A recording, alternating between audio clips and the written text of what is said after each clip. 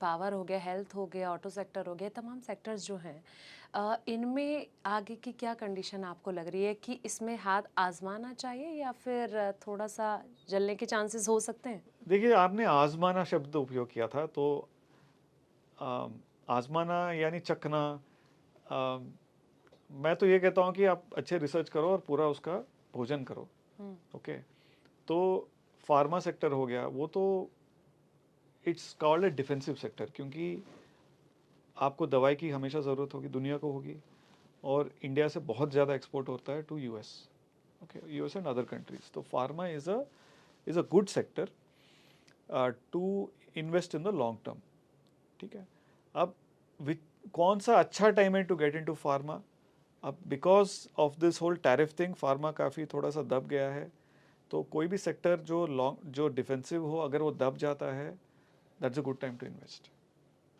Okay, तो but अगर आज का अगर हम देखें, तो जैसे मैं आपको पहले बोला, ऑटोमोबाइल्स और ऑटो एंसिलरीज, जो कंपनी ऑटो के जो पार्ट सप्लाई करते हैं, हुँ, सस्पेंशन हो गया, विंडशील्ड्स हो गए, बम्पर्स हो गए, बहुत सारे इलेक्ट्रॉनिक कंपोनेंट्स हो गए, जो ईवी में भी जाता है और नॉन ईवी कार्स में भी जाता है, हुँ, उनकी काफ़ी अच्छी ग्रोथ होने वाली है।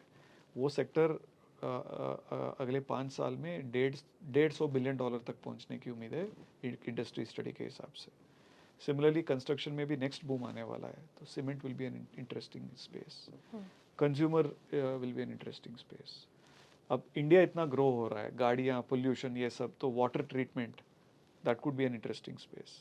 हुँ, energy will always be interesting. ठीक है, तो इसमें अभी जैसे अगेन मोदी जी का ये था ना कि न्यूक्लियर को मैं 10x करूँगा, तो न्यूक्लियर के साथ बाकी भी होगा। अगर आप देखेंगे, जितना एडिशनल पावर इंडिया ने पिछले 1 साल में ऐड किया है, वो अमेरिका ने जितना ऐड किया उससे ज़्यादा है अभी। मतलब इंडिया का जो रन रेट है, वो अमेरिका से ऊपर जा रहा है पावर एडिशन में। चाइना काफ़ी आगे बढ़ गया, बट लेकिन हमको चाइना भी दिख रहा है। चाइना में क्योंकि उनका गवर्नमेंट अलग सिस्टम है और डेटा अलग तरीके से प्रकट होता है, तो बहुत तेज़ी से ग्रोथ दिखा है। But power is a long term sector which you can invest in. तो इन्वेस्टर को डेफिनेटली एक डाइवर्सिफाइड पोर्टफोलियो बनानी चाहिए, जिसमें ये सारे सेक्टर्स हो, अक्रॉस मार्केट कैप्स हो, which are meeting all the quality criteria. Hmm. That is a recipe for success, to make money in the market. Ram ji, मैं एक सवाल ये पूछना चाहूँगी, अगर मैं एफआईआईज़ की बात करूँ, जी। देखिए जब भी मार्केट जब डिप होता है, तो बड़ा झटका ये कहीं न कहीं इंडियन शेयर मार्केट को लगता है कि एफआईआईज़ जो हैं वो निकलने शुरू हो जाते हैं और जब हरियाली होती है तब वो आना शुरू हो जाते हैं। लेकिन अभी कंडीशन थोड़ी अलग हो रही है, यहाँ पे भी फ्लक्चुएशन हम देख रहे हैं। तो डीआईआईज़ कहीं न कहीं साथ देते हैं। देखिए कहीं पे दुःख है तो कहीं पे साथ देने के लिए भी कोई ना कोई खड़ा है। तो इस पैटर्न को आप इन्वेस्टर्स के हिसाब से कैसे देखते हैं? देखिए, एफ की अभी पुरानी कहानी है। पिछले अगर आप 8-9 साल देखें, ऑलमोस्ट 1-2 साल, 2-3 साल छोड़कर एफ नेट सेलर्स ही रही हैं। उसके बावजूद मार्केट कहाँ से कहाँ पहुँच गया। तो एक ज़माना था जब एफ अगर छींकते थे तो हमको ज़ुकाम हो जाता था। अभी पलटा फ्लिप आउट हो गया है। तो एफ अगर इस साल का भी देखें हम, जनवरी से लेके एफ जब यूएस में इंटरेस्ट रेट्स चेंज हुए थे, उसके बाद एफ ने सेलिंग शुरू कर दिया था। अभी तक नेट सेलर्स ही रही हैं। उसके बावजूद मैं कह रहा हूँ कि इंडियन मार्केट में वो डेप्थ है अभी। ठीक है, तो अगर आप नेट देखें इस साल में, एफ ने ग्रॉस परचेज और ग्रॉस सेल का जो डिफरेंस है वो करीब 25,000 करोड़ है। लेकिन हमारे डी ने इसी दौरान करीब 60,000 करोड़ ऐड किया है। और D is not just mutual funds, but insurance companies, pension funds, इनके पास भी बहुत पैसा आ रहा है। हुँ, इंश्योरेंस भी एक हाई ग्रोथ सेक्टर है इंडिया में, उनके पास जो पैसा है तो वो भी इन्वेस्ट करते हैं, हुँ, राइट। तो SIP बुक इटसेल्फ करीब 27,000 करोड़ है। तो बहुत डेप्थ है अभी इंडियन मार्केट में। और ये तब तक चलेगा जब तक इन्वेस्टर्स का लॉस ऑफ कॉन्फिडेंस वाला फेज नहीं आता है। जो एज ऑफ नाउ में नहीं दिख रहा है ना। तो उसका एक दो तीन इम्प्लीकेशन है। इन्वेस्टर को ये नहीं लगना चाहिए कि लॉस ऑफ कॉन्फिडेंस नहीं है, रेकलेसली इन्वेस्ट करो, राइट। तो इन्वेस्टर को केयरफुली इन्वेस्ट करना चाहिए और इन्वेस्ट करते रहना चाहिए। तो मेरे ख्याल से FIDI का भी वो इश्यू नहीं है। DIs में बहुत डेप्थ है और DIs जितना FIs ने सेल किया उससे कहीं ज़्यादा एब्जॉर्ब कर लिया मार्केट। राम जी, मेरा ना आखिरी सवाल आपसे ये कि देखिए, जिस तरीके से आपने लॉन्ग टर्म को लेकर शुरुआत में जोर दिया था कि अगर आपको पैसा बनाना है, अच्छा कॉर्पस तैयार करना है, तो लॉन्ग टर्म में इन्वेस्टिंग आपके लिए सबसे बेस्ट है। मैं ये चाहूँगी कौन से वो फंड्स इन्वेस्टर के लिए बेस्ट हो सकते हैं जो आने वाले वक्त में उनका बहुत अच्छा कॉर्पस तैयार कर सकते हैं। बहुत बढ़िया सवाल पूछा आपने। तो अगर बिगिनर इन्वेस्टर है तो मैं कहता हूँ आप इंडेक्स फंड से स्टार्ट करो। इंडेक्स फंड्स में भी अगेन आपके पास निफ्टी 50 हो गया, निफ्टी नेक्स्ट 50 हो गया, दोनों ही लार्ज कैप हैं अभी। फिर निफ्टी मिड कैप हो गया, निफ्टी स्मॉल कैप हो गया। तो इनमें एक बिगिनर इन्वेस्टर एक्सपोजर ले सकता है। इसमें आपको सारे मार्केट कैप का एक्सपोजर मिल जाता है।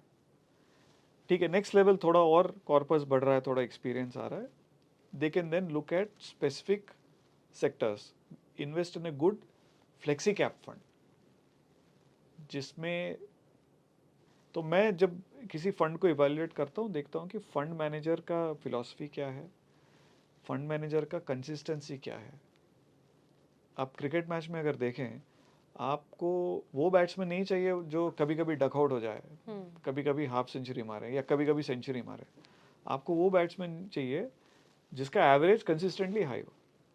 आप डॉन ब्रैडमैन को देख लीजिए, द ओल्ड क्लासिक ग्रेट, या सचिन तेंदुलकर को, और even all the greats have had a good running average.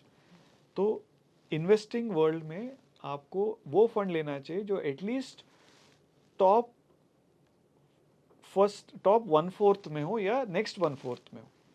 मतलब मान लीजिए किसी कैटेगरी में 40 फंड्स हैं, आपकी फंड हमेशा टॉप 20 में तो होना ही चाहिए, क्योंकि कोई भी फंड हमेशा टॉप में नहीं रहता है। तो हम लोग को ये देखना चाहिए कि वो फंड कंसिस्टेंटली टॉप 10-15 या मैक्स 20 तक हो अपने कैटेगरी में। वो डेटा अवेलेबल है, राइट। फंड मैनेजर का फिलॉसफी हो गया। और अगर इन्वेस्टर थोड़ा और देखना चाहे तो फंड कौन सी स्टॉक्स होल्ड कर रहा है, तो वो स्टॉक्स कौन सी हैं, क्या वो एक्सपेंसिव स्टॉक्स हैं, क्या वो लो क्वालिटी स्टॉक्स हैं। वो थोड़ा सा मतलब इन्वेस्टर को ये जरूर पहचानना चाहिए कि कौन सी कंपनी अच्छी है, कौन सी बुरी कंपनी है, and then whether the funds उनको रख रहे हैं कि नहीं। तो उससे एक आइडिया मिल जाता है, राइट। इन्वेस्टर को परफॉर्मेंस चेज नहीं करना चाहिए, क्योंकि मैं नाम नहीं लेना चाहूँगा, लेकिन एक पर्टिकुलर फंड हाउस थी जो बहुत एक्सट्रीमली हाई परफॉर्मेंस दिया था 3 साल पहले, बट एकदम अभी बॉटम में। तो वो नहीं करना चाहिए इन्वेस्टर को। मैं जैसे बोला था, स्टेडी रेट ऑफ रिटर्न अगर मिले तो मैजिक ऑफ कॉम्पाउंडिंग होता है।